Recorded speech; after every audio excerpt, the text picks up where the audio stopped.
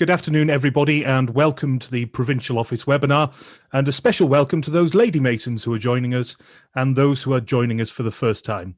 I hope you're all safe and well. My name's Andrew Rydell, and I'm the Provincial Deputy Grand Secretary. It's a great pleasure to welcome the Most Worshipful, the Grand Master of the Honourable Fraternity of Ancient Freemasons, Christine Chapman. Christine has been Grand Master since 2014 and is here to tell us more about the fraternity. Christine, welcome to the province of West Lancashire. How are you and what have you been up to for the last 6 months?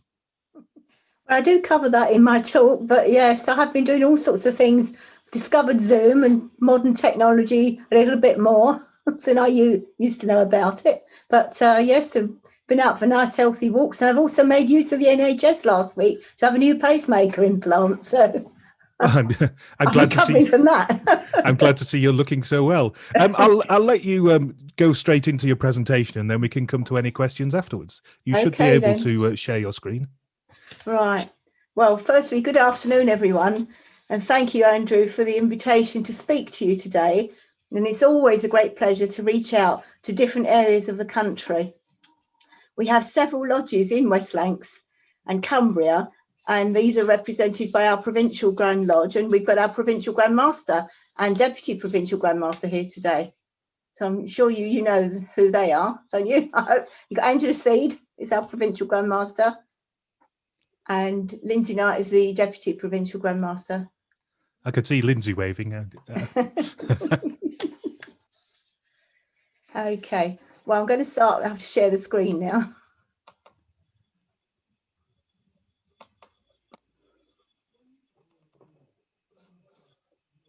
First of all, let's do a slideshow.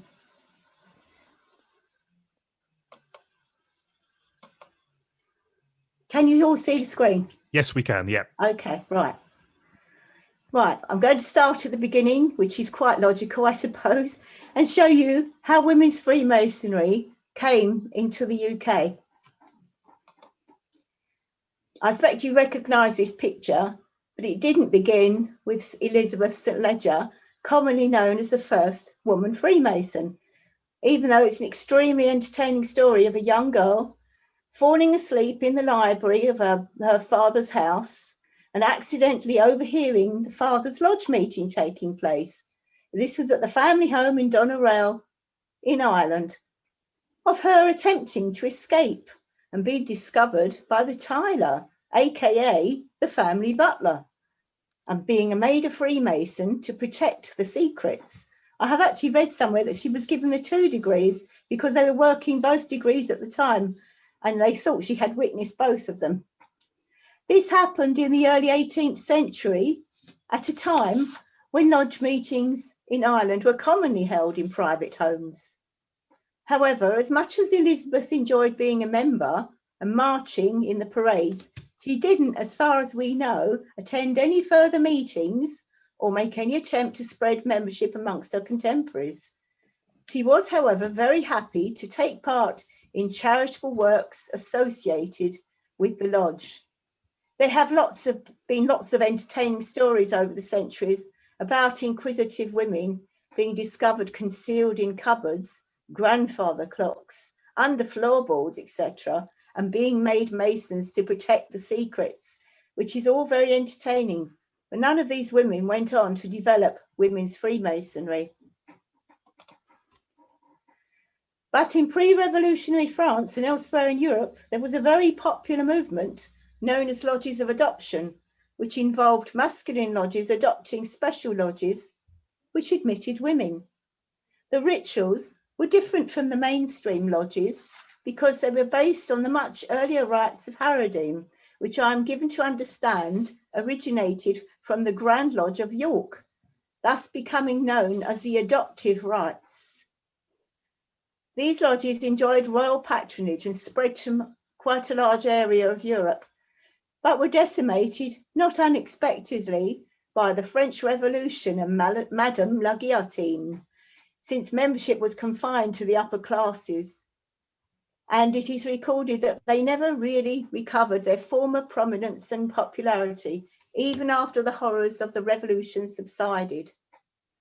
But the remnant did form the basis for the much later post-World War II Grande Loge Féminine de France.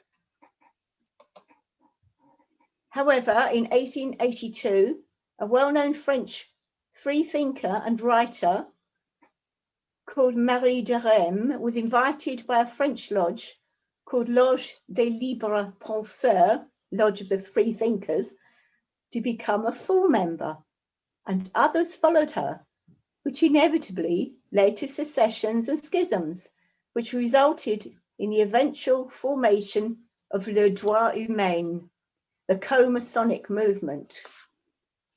News of this new organisation spread across the Channel, and Annie Besant, a militant feminist writer and social reformer, travelled to France to be admitted and returned to England in 1902, tasked with establishing and leading a British movement.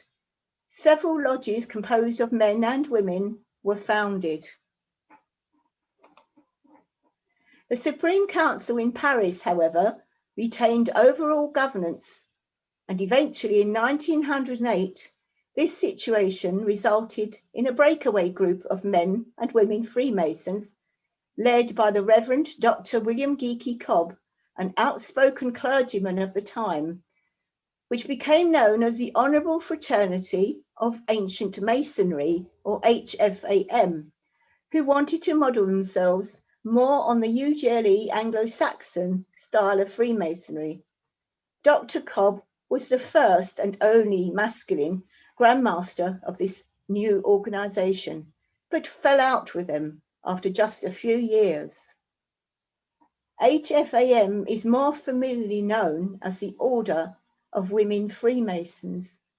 It has to be noted that at this time, both organisations numbered quite a sufficient number of suffragettes amongst their membership, amongst whom were Annie Besant, Anna Blavatsky, Annie Cobden Sanderson, Muriel Countess de la Warre, Charlotte Despard, and Florence Burley Leach, and Evelina Hubbersfield. We had one single case that we know of a suffragette amongst our ranks, and her name was Helen Fraser, and she was noted for the power of her oratory. You may wonder why suffragettes were keen to join this, but they saw it as an idealistic movement, an equal mixing of the sexes. This group included in its numbers our founders, who were anxious to introduce the Royal Arch degree, as this new fraternity had so far, in the first 5 years of its existence, 1908 to 1913, been concerned only with practicing the craft degrees. So they secretly formed their own chapter called the Chapter of Silence. You may perhaps wonder where they obtained the secrets, but it has to be remembered that the majority of the male Masons of this organisation were also at the same time still members of UGLE. And when the Grand Lodge of the HFAM was confronted with this unwelcome fait accompli, the Grand Master of the time, Marion Lindsay Halsey, demanded of them where they had received the secrets of the degree. They cheekily replied, "The answer is silence." Confronted with this insubordination, she naturally denied permission for this irregular chapter to be made official. They, on their part, refused her request to close it and submitted their resignations. Not unsurprisingly, this caused a serious rift, resulting in yet another breakaway. So on the 27th of November 1913, this new group, which included a large number of the members of Stability Lodge number 5, met at Dr. Williams's library in Bloomsbury, a well-known nonconformist Protestant meeting place of the time, with the sole purpose of founding a new organisation to be known as the Honourable Fraternity of Ancient Freemasons, HFAF, to be led by the mother and daughter team of Elizabeth Boswell-Reid and Lily Seaton-Challen. They re-warranted Stability Lodge number 5 to become Stability number 1 of the new organisation, and consecrated 2 new lodges, Wisdom 2 and Strength 3. Thus begins the story of the HFAF. And there you see them on the screen. Elizabeth Boswell-Reid, who was married to an Army Surgeon General, and at the time, I believe they came over from Australia. They were born in England, but obviously he worked in Australia, and they lived there for many years, but they came back to England at some point. Now, Elizabeth Boswell-Reid was the first Grand Master, and on her death in 1933, she was succeeded by her daughter, Seaton-Challen, the lady on the right. If you search the internet, intriguing newsreel clips from Pathé News show Seaton-Challen at her enthronement as Grand Master. And the very clipped English as she speaks is really quite something. This fraternity, our fraternity, celebrated its Silver Jubilee in 1938. And this is a picture at Caxton Hall. Seaton-Challen remained as Grand Master until her death in 1967, during which time lots of new lodges were founded. Our third Grand Master was Grace Billance. She was the last of the Grand Masters who held the office for life. It was very wisely decided following her death in 1985 by her successor, Evelyn Barclay, that perhaps it was better for Grand Masters to be limited to 2 terms in office rather than to carry on until their faculties were failing them and that they really didn't lead the fraternity in a good way as they declined in mental agility and also in health and unable to attend many meetings. So here we have her successors. We have Evelyn Barclay, who started the trend for we have our Grand Masters are elected every 4 years. Eileen Gray, who had a very successful career and was extremely well known in the cycling fraternity because she fought and succeeded in getting women's cycling recognised as an Olympic sport. And she actually was involved in the Olympic movement with Princess Anne, and she accompanied the British team as I forget the official name for it, but she accompanied all the teams to the Olympics. Suzanne Berman was the first of 3 Grand Masters who only served 4 years. This was due to failing health. Then we have Sheila Norden, who declined a second term because of her age. Well, she was a very popular Grand Master. And our last, and my immediate past Grand Master, is Bernice Abram, who couldn't do a second term because of age. And here I am, the 9th Grand Master of the fraternity. And I was enthroned, as you said, in 2014.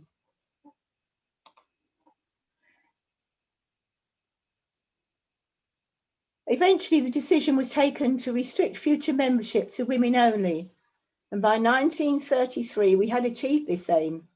We had slowly introduced other degrees into HFAF, aside from the controversial Royal Arch, which included the cryptic degrees, the Mark degree and Rose Croix. They were content to leave it at this until much later, when in the 1990s, the Royal Ark Mariners degree was introduced, and in 2001, Knights Templar, and in 2015, Knights Templar Priest. Sadly, the cryptic degrees lapsed in the 1950s, but I do hope that we can reintroduce them at some point. And this year was meant to be the year we began work on introducing Order of the Secret Monitor. So hopefully we can manage that next year, all being well, vaccines permitting. In 2013, we celebrated our centenary in the Grand Temple at Great Queen Street. A wonderful occasion for all of us involved, and we're very grateful to the people at Great Queen Street for allowing us to use the Grand Temple, and for Keith Gilbert, who organised your tercentenary, who whipped us all into shape, and several of his brethren from the Provincial Grand Lodge of Hertfordshire. And without their help, it would not have been as an impressive occasion as it turned out to be. As well as new lodges in the UK, excuse me, I'm going to have to take a drink of water. We have also founded lodges in Gibraltar, Spain, Romania. And then we ventured further afield. One of our members, Sadhana Rao, had been so determined to open a women's lodge in India that she travelled to England on 3 separate occasions to take her degrees in Regency Fidelity Lodge. She eventually convinced us, and we agreed to proceed. So, sorry, another one. That's from the same channel. So in 2016, we travelled to Delhi with 20 of our members, where we initiated, passed and raised 20 women and consecrated Lodge Barshi 56 with Sadhana Rao as the first worshipful master. This lodge has been extremely successful and has initiated many, many members. And the plans were for us to travel out there in January to consecrate 3 more lodges. But that's all now been put on hold, sadly, due to the dreaded coronavirus.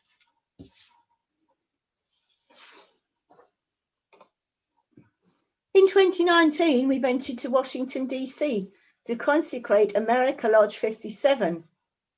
This was an easier task than our trip to India, as the founding members had all previously travelled to the London headquarters to take their degrees.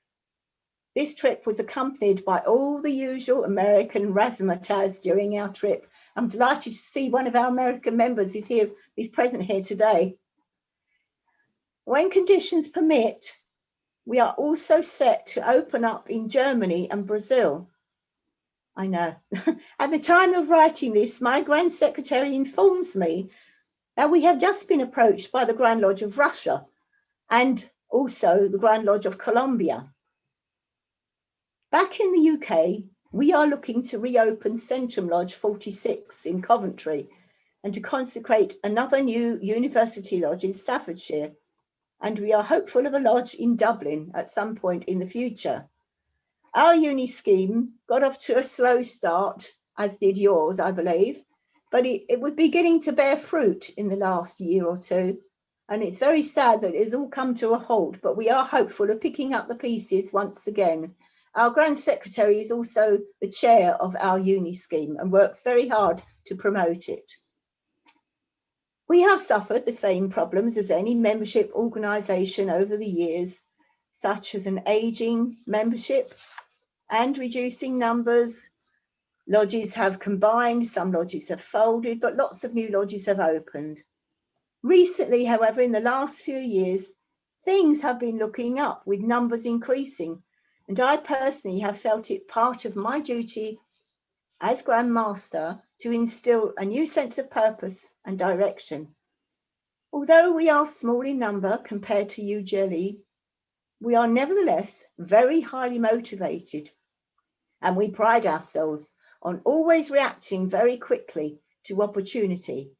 Carpe diem, seize the day, has always been my motto. And I like one of my favourite sayings, which I often say to people, is there are no problems, only solutions. We have adopted Freemasonry for Women as our name, as part of our rebranding exercise to promote our fraternity and to make it clear that this is a women's fraternity. We like to feel that membership of Freemasonry for Women offers 3 particular benefits, which are friendship, inspiration, and empowerment. Friendship is important in today's increasingly online world, and we feel that the bonds which are created between brethren are quite unique and provide a real support network over and above that provided by our families.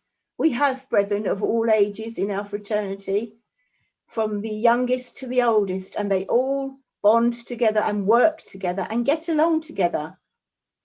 We have members of all backgrounds, all races, and it's just something that provides a lot in common, which I'm sure you experience the same in your Freemasonry. Inspiration. We all need role models in our lives to look up to and be inspired by. There have been many inspirational women in my life and my Masonic career, and I hope that young women, when they join us, are inspired by the examples of the many fine women Freemasons around them. Empowerment. Some women lack self-belief and confidence, and it's amazing how transformative Freemasonry can be for these women. To belong to an organisation that is for women and organised by women, and to learn and deliver ritual is very empowering. This remarkable lady is 104 years old and pre-COVID was still visiting lodges. Her name is Stella Lucas. She is a prime example of Freemasonry, keeping the mind alert and active, even in later life, or in her case, much, much later life.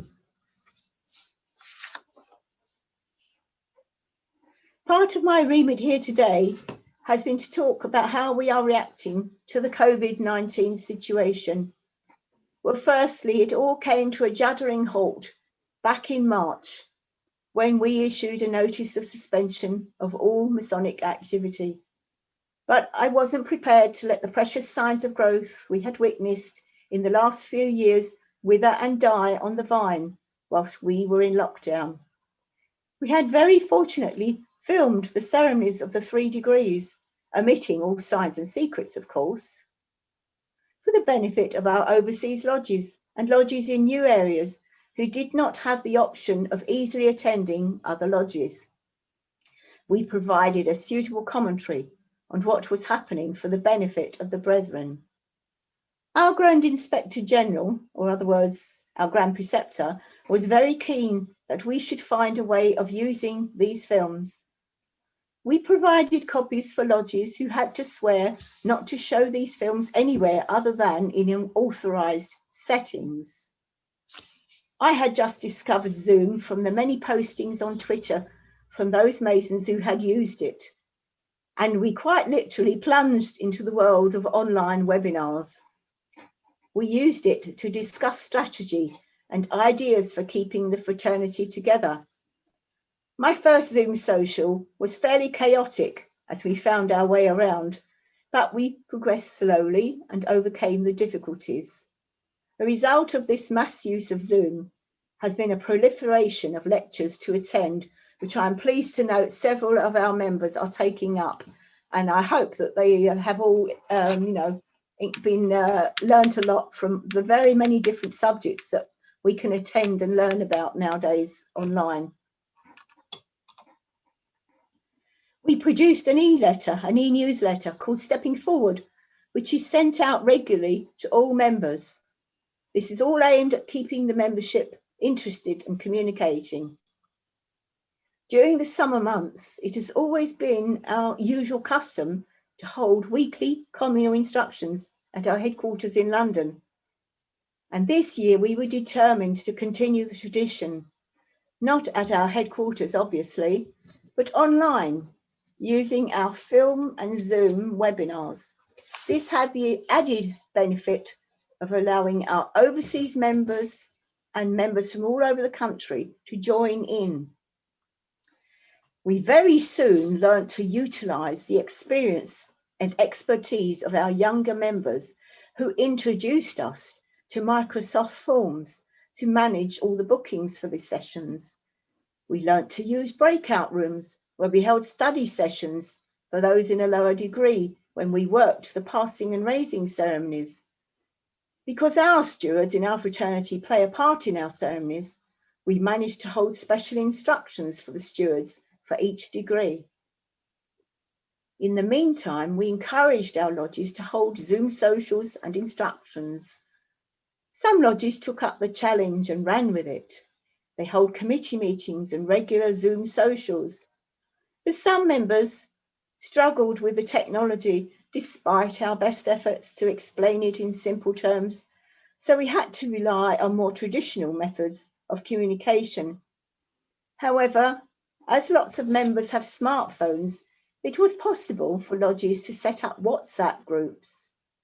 We have an international WhatsApp group, and our members, particularly those who have visited our overseas lodges, can keep in touch with members in Spain, Gibraltar, Romania, India, and the US. We relaunched our Pale Blue Club as an online initiative which holds regular meetings and socials. It has proved very popular indeed. They are also now attending the UGLE Young Masons inter-club socials.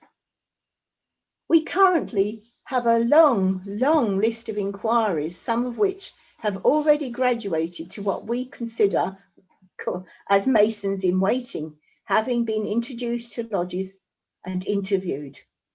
These candidates are involved in special Zoom calls with their prospective lodges. We really look forward to the day when we can bring these women into our fraternity. We asked our Pale Blue Club to run special candidate Zooms where they can interact with more of our members and also other candidates. The aim being to engender a sense of feeling a part of Freemasonry for women before they officially join a lodge. The next event this coming weekend will feature a talk by Worshipful Brother Tony Harvey, a Prestonian lecture. This weekend, I am embarking on a series of virtual visits to lodges around our fraternity.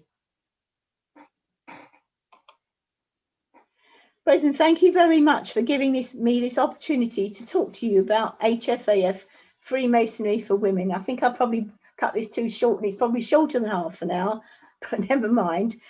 We're open to answer questions, plus you can ask questions of our provincial members and our American member. I know we've got one from Colchester here today, I see.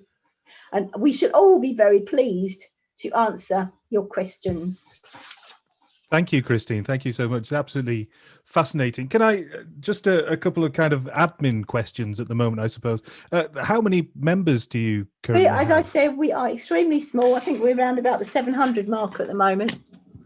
We are looking to increase that. We've got over 200 inquiries on at the moment. So you clearly have a good relationship with UGLE. Yes, we do. In what ways have you been supported by United Grand Lodge and other male Grand Lodges around the world? Well, I wouldn't say so much male Grand Lodges around the world yet. But yes, UGLE have supported us all the way through. And it started in the reverse way when I actually defended Freemasonry, and particularly UGLE, when there was a lot of negative press stories about them. The Enough is Enough campaign was launched by Dr. David Staples, and I was interviewed, and I wrote pieces for the paper, and I wrote a letter to the Daily Telegraph and things like this to say that stop worrying about women Freemasons. We're happy as we are. We don't need to join with the men. We've chosen to be women Freemasons. But UGLE have been extremely supportive of us, I can say, and they make opportunities available for us that maybe would not have come our way, and they contact us constantly, and we're in constant contact with them. Yes, so it's great. Women Freemasons have been very helpful, particularly to university scheme lodges, teaming up to work for university open days and things like that. You mentioned your university's scheme. Do you think that you've benefited equally from that relationship with the university scheme, from the UGLE university scheme as well? I think so, yes. We took part in the uni scheme conference last year. But as always, they have to make it clear that there are two women's fraternities, so they can't just naturally favour us over the OWF. So that does rather hinder our progress at times. but it's all, it's all in the has to be even-handed, and they can't be seen to favour one or the other.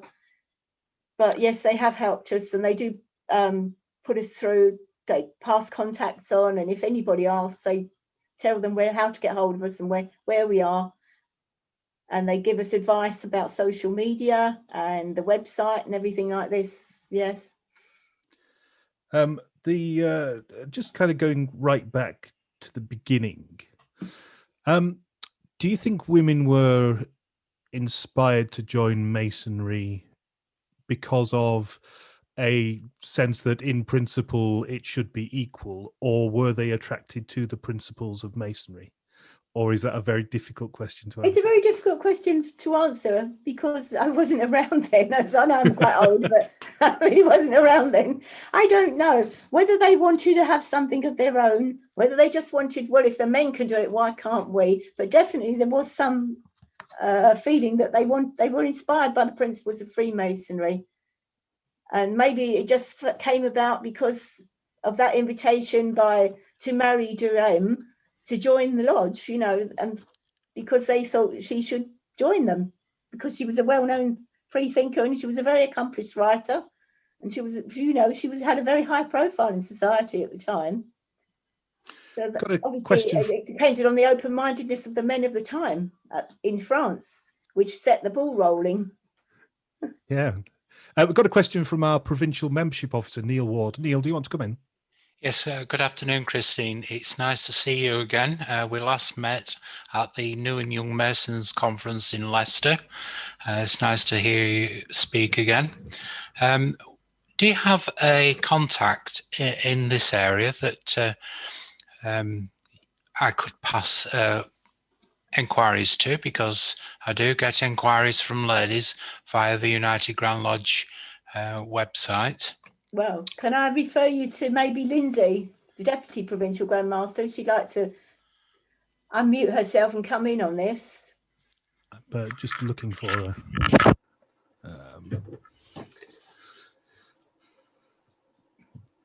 Oh, there. See you. Yeah, got you.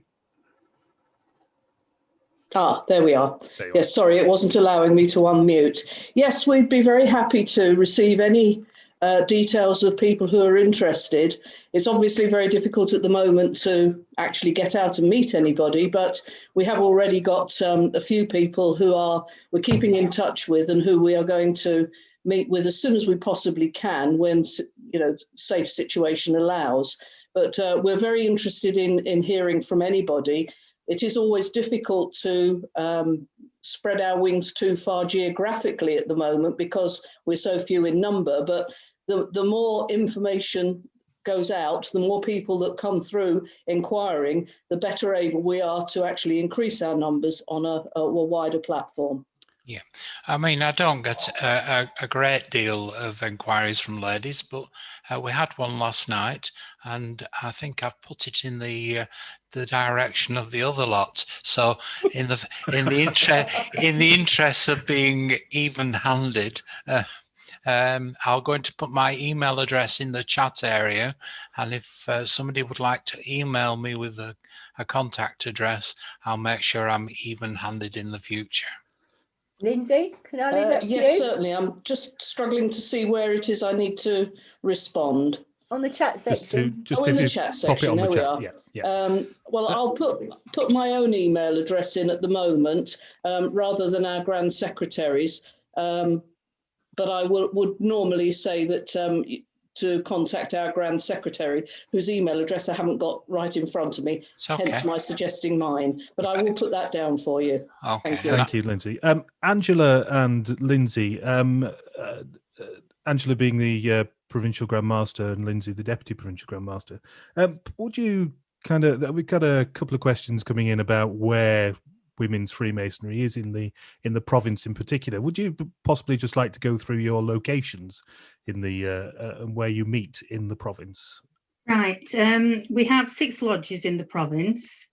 3 of them meet in Blackpool. We have our own building in Blackpool, and one of them meet in Morecambe, which is our headquarters actually. And then Menzies Lodge, they meet up in Carlisle, in the men's lodge at Dalston.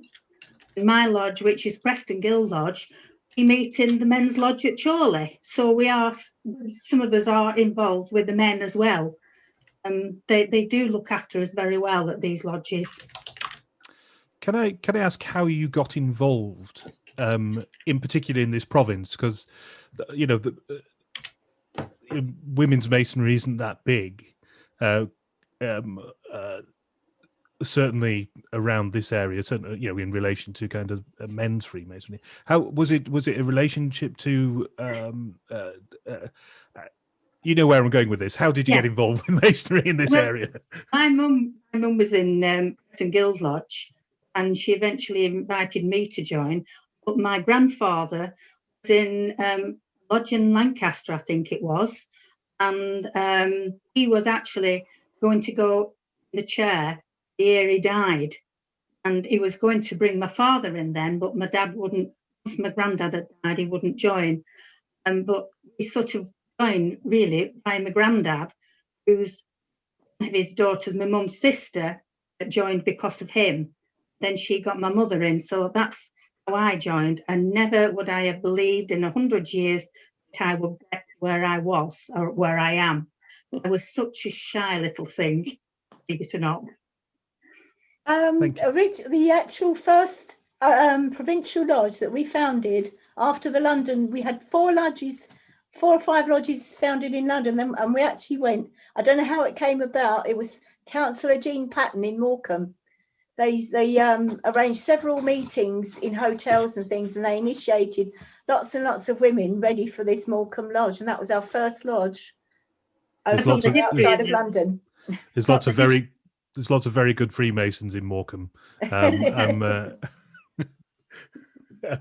So I'm not very fond of Morecambe. Good. Please do know. Paul Renton, you've got a question. Yeah, thanks, Andrew. Thank you, Christine, for your talk. That was really, really enjoyable. You mentioned, Andrew's just said about the other lot. So how do you differ, or why do you differ, or how do you exist as 2 separate lodges? It's the other one's the Order of Women Freemasons. Well, as I said in my talk, it all came about over this difference between the Royal Arch. Our founders wanted to practice the Royal Arch, and the HFAM, as they were then, didn't want yet to do it. They thought it was too soon. And it was quite ironic because in the end, they grew much faster than us, and they ended up introducing lots more degrees than us. But it's just the way the cookie crumbles, I suppose. There's not a lot of difference. There are minor differences in what we do, but we're basically the same. Although we've always prided ourselves on being quite proactive and reactive to situations and inquiries, and that's what we feel is a big difference. So it's a sort of reverse of what's happened to the men, isn't it? So we used to have the ancients and the moderns fell out mainly over the Royal Arch, and it wasn't. And they came together with the Union with a big compromise over the Royal Arch. But, we did ask them if they would consider intervisitation, but they have turned it down now. Okay, all right. And what about? While I'm on, can I ask you about your ritual? So, do you use a form of emulation ritual? No, it's actually based on universal ritual. And how does that differ then from? I think we like swearing. It's a lot of swearing. Great, thanks very much. Thanks, Paul. You mentioned that you got. I'm going to be a little bit mischievous now, so you'll have to bear with me on this. You mentioned that you got the secrets of the Royal Arch degree from the men who were members. Well, I presume that's what happened. Right. Okay. We'll take that presumption.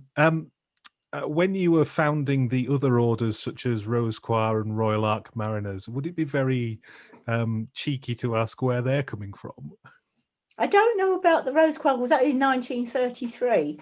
But I imagine that they had knowledge of it, definitely, and they must have had some inkling of the rituals involved, because it was an ambition of Seton Challen to found this degree.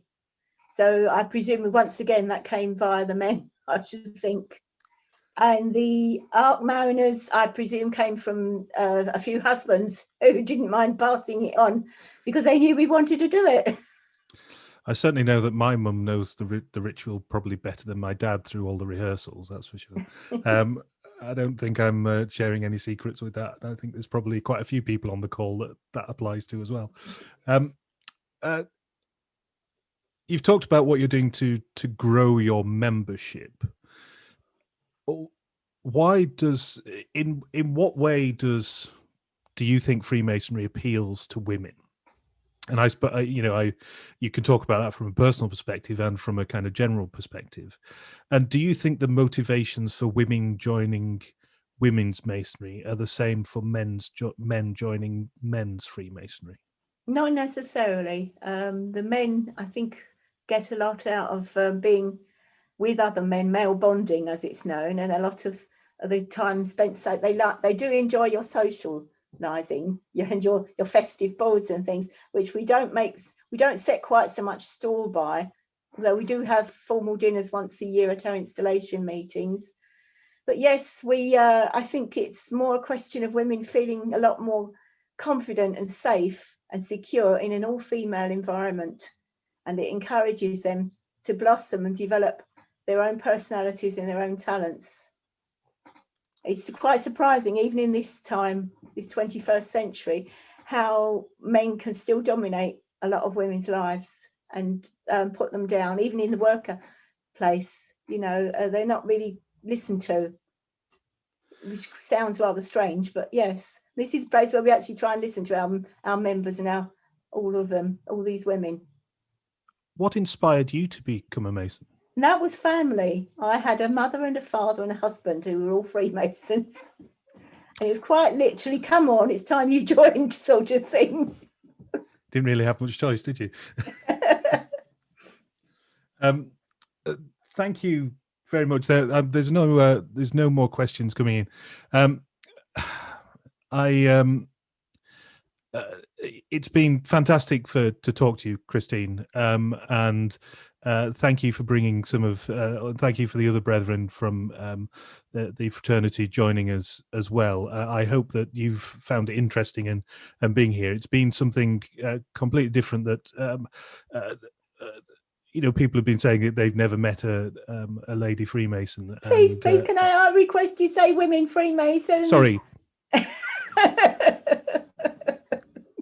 Consider my lesson learned. I'm sorry, but ever since Little Britain and they talked about I'm a lady, I can't bear the term lady Freemasons anymore. You don't talk about gentlemen Freemasons, do you? This is true.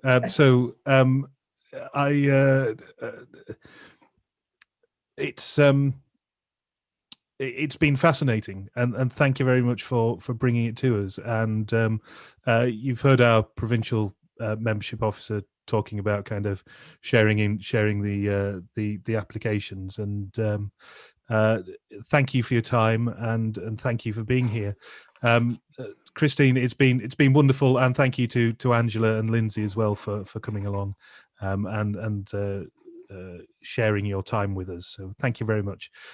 I'm going to hang around for a little while to ask any kind of administrative questions that may come up.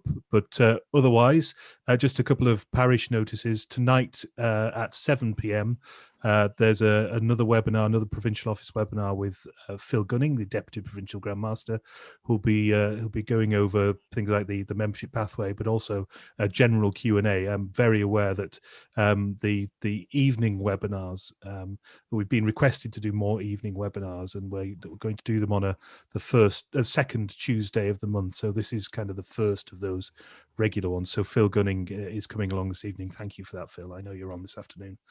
Secondly is to mention the service of remembrance tomorrow on Zoom. You should have all had communication from your secretaries, and for those of you who are secretaries, and I hope that you forwarded that information on to your members as well. So that's at 10:45 a.m. tomorrow. So please come along to that. Next week we have Dave Gallier talking about the Knights Templar. and I'm probably the week after that we'll be looking at the new food bank support appeal.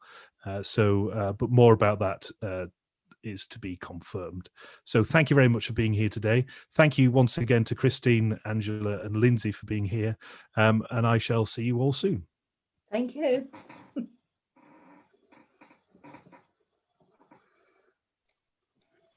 Thanks, Andrew. Well done. Thank you, Phil. Thanks, Christine. Very, very good indeed. That thoroughly enjoyed it. Thank you.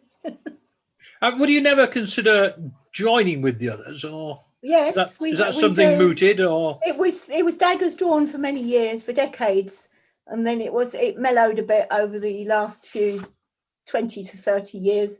And yes, we do talk to them. We do talk to the OWF occasionally, and yes, we would consider it at some point. No doubt, it would make sense to have only one organisation instead of two. But you know, it's a bit like Brexit, really. Have to be negotiated. So, do they do the Royal Arch, Christine? Do they? Yes, they did. They obviously introduced it, but they introduced a lot more as well. So that's quite ironic in a way. How did you find the 300-year celebration at the Albert Hall? Oh, that was fabulous. Went to the Albert Hall. Yeah, it was good, wasn't it? Wonderful. It was. I loved it. Yes. Yeah, but you didn't take part in the procession, did you? No, I think that would have been pushing things too far. Yeah. No, we watched from a box. Right. Did you attend the dinner afterwards? Yes, we did, but ours was the one at the Royal Connaught. Oh, I see. We right. went to. We didn't Unlucky. go to the back of the one. Unlucky for you. No, it was actually very good. Was it was it? one of the rare occasions when it was all served on time. Right. It's the quality of the problems at the Royal Connaught rooms, isn't it? Yeah. So how do you go on with your charities? How many do you have a HFAF charity then? Yes, we do actually have an HFAF charity, which our lodges work towards and you know, have fundraisers for. And we support several different projects during the year. And our members also make requests of us, especially if they have a particular reason. You know, there might be a cancer charity or a hospice or something that they've had personal experience of, or one of their family has. So we support that. We're currently supporting the YMCA because they're refurbishing or rebuilding a hostel for young people in the city to give them a room, you know, a roof over their head and a room of their own. And we're paying for the refurbishment. We've paid for assistance dogs and all sorts of things. And I don't know if Andrew would like to say a few words about the provincial charity, what they've been doing. Is she still here, Angela? You still with us, Angela? I can't see. Lindsay, are you still here? Do you want to talk about the provincial charities? They've been doing blood bikes. They've been supporting blood bikes. I see. Because we've donated just short of 14 million. Yes, well, we'd love to do that. Towards prostate cancer. Yeah. And we're heavily involved in funding research into a lot of men-only diseases, if you would. Yeah. I'm wondering if you're similar. Yes, we do support a lot of cancer charities. One of our early things that we supported was the special caps that women could wear at the time to stop them losing their hair, because obviously that was a very big concern of a lot of women going in for cancer treatment. And so we bought quite a lot of those in the several years ago. But we do support a lot of the big hospitals, UCH in London and the London Hospital and so on. Yeah. And very worthwhile, of course. Yes. Yeah. Yeah. And we've just done a big push for the NHS charities. Right. Yeah. Do you sometimes apply to our own grand charity or anything like that for subsistence? No, we have never. No. I'm just looking on your website, Christine. You know, like the presentation you've just given. Yeah. Is that something, because it's informative about what it is about, and I just wonder whether there's anything that getting onto your website that will do the equivalent.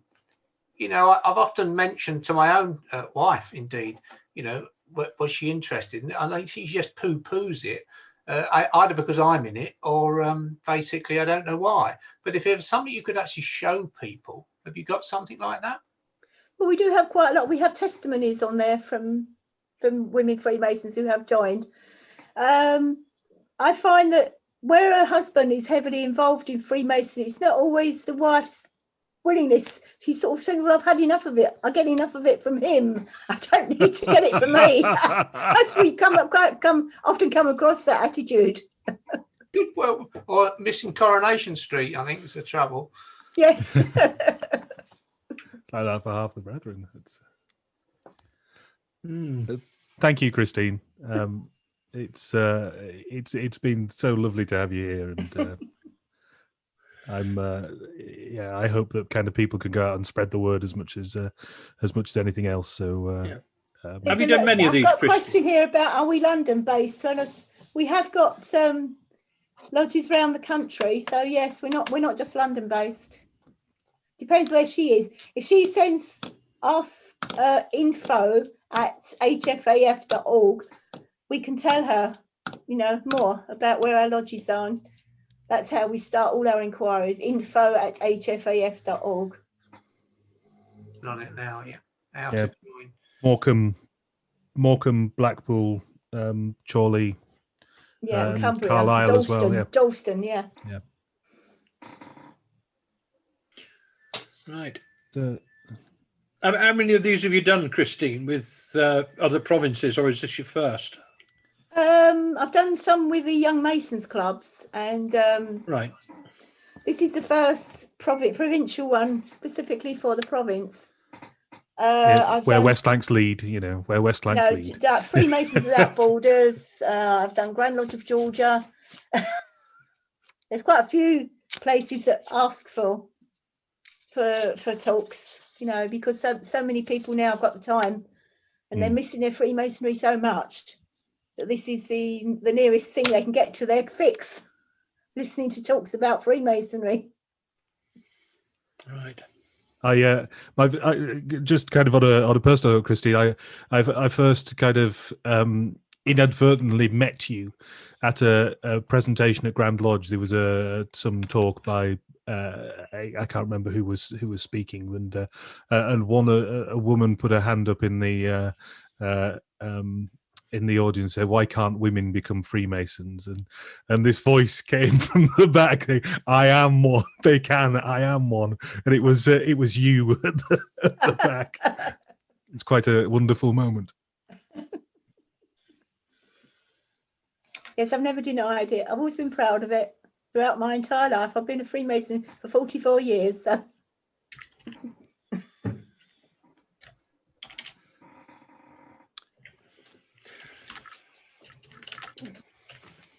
I'm just having a look. There's nothing else coming. Thank you, Christine. Okay, it's been then. Wonderful. Shall I sign off now then? Right. Yeah. Thank you. And please, if you want to do anything else, just get in touch and we can. I'll pass that on. I'll pass it on to Lindsay and to Angela. Yeah. I'm sure it would be very helpful. Absolutely. They're just getting to grips with Zoom. You seem quite the expert at the moment. Well, I had to be. I've had to make myself one. It's very difficult, and you've never used it before in your life. It's good that it's relatively straightforward, I suppose. Yeah, I think so. Once you overcome your initial nervousness about getting it wrong, and you can only come out accidentally crash out. That's the worst thing you can do. So. I think the worst thing I've done is accidentally click end meeting for all, and it literally ended the meeting for everybody. Well, the first one I had, which I told you was chaotic, somebody must have pressed share screen, and we couldn't make them understand that we were watching their screens. I had to end the meeting. Everybody crashed out, and they all had to re-log in. So. Yeah. Right. Yeah, I've just had a few things like that as well, and Tony Harvey certainly gets around a lot, doesn't he? He's doing quite a few presentations. Does, yes. I was, I'm doing this thing with him with free scouting as well. Yes, yeah, that's what his Prestonian lecture was about, wasn't it? So yeah, it was, on scouting. So I'll see you later on, Andrew. Thank you, Phil. All those who are looking forward to tonight, I'll see you there. All right. Thank you, Phil. Everybody. Thank you. Bye. Bye. Bye. Just sorry, Christine. I was going to ask I'm another still question. here. I haven't gone yet. I like it how kind of all the questions dried up and then everybody started asking questions just as I said goodbye. But in terms of kind of, Freemasonry and Scouting, Tony talks about kind of two parallel organisations. Could you see kind of any merit in sort of involving guides and things like that? Well, actually, 25% of Scouts are women, females, according to Tony. So he said there's actually a very strong reason to get connected with it, to make them aware that, if just as much as the Scouts can become Freemasons, and it's because it's a graduation, if you like, from that sort of organisation, then the same for the female Scouts. They too can join. So yes, I don't know whether the guides themselves would countenance us getting involved. It's worth pursuing, I suppose. Yeah. Right. Thank you very much, everybody, and I shall see you either tonight or tomorrow at the Service of Remembrance. And thank you once again to Christine and all the other brethren from the fraternity joining us today as well. So thank you.